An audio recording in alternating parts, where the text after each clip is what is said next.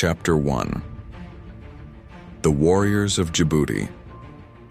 The Red Sea winds whipped against the cliffs of Djibouti, carrying with them the salt of ancient storms and the whispers of 1,000 sailors who had perished chasing gold.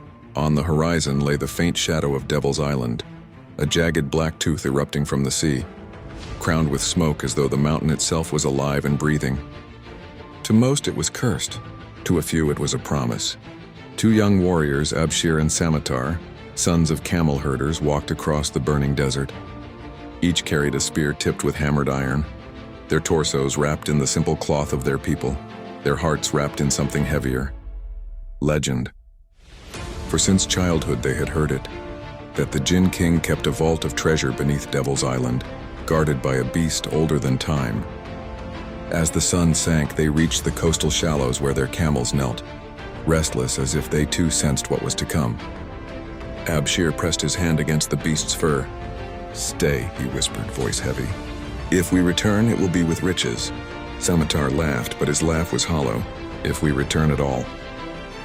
A fishing boat waited, lashed together with rope and patched sailcloth, offered by a cousin who had begged them not to go.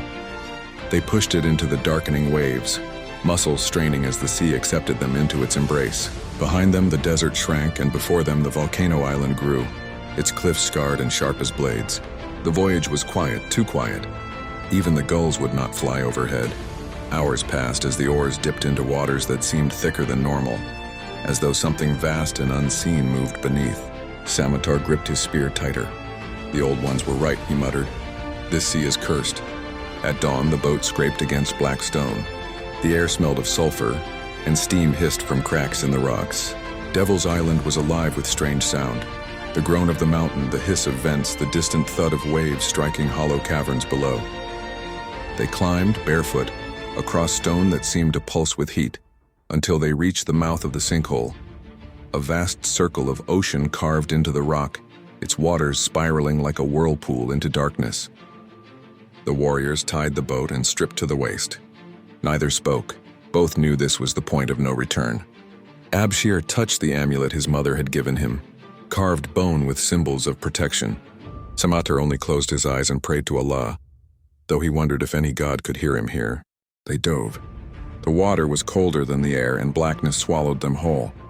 They swam downward, lungs burning, until they saw a glimmer, the outline of a tunnel hidden in the cliff wall. Kicking hard, they slipped into it and broke the surface inside a cavern. What met their eyes was not of this world. The cave glittered with gold coins scattered like sand, jeweled cups, ancient swords, and statues half buried in coral. The walls themselves seemed carved with the shapes of tentacles, curling and coiling in endless patterns.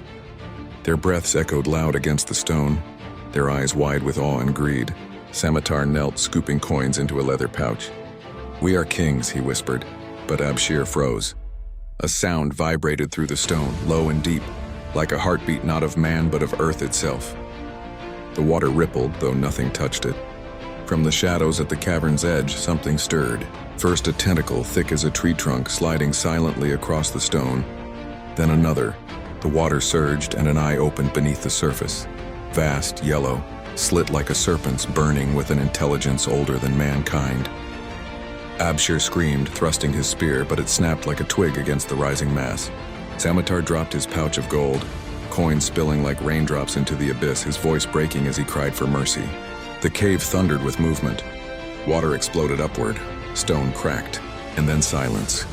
The boat at the sinkhole rocked gently, untethered, drifting into the open sea. The camels on the shore waited for days, but their masters never returned. In Djibouti, whispers began anew. The Jinn King had claimed 2 more souls, and beneath Devil's Island, something moved, something that would never die.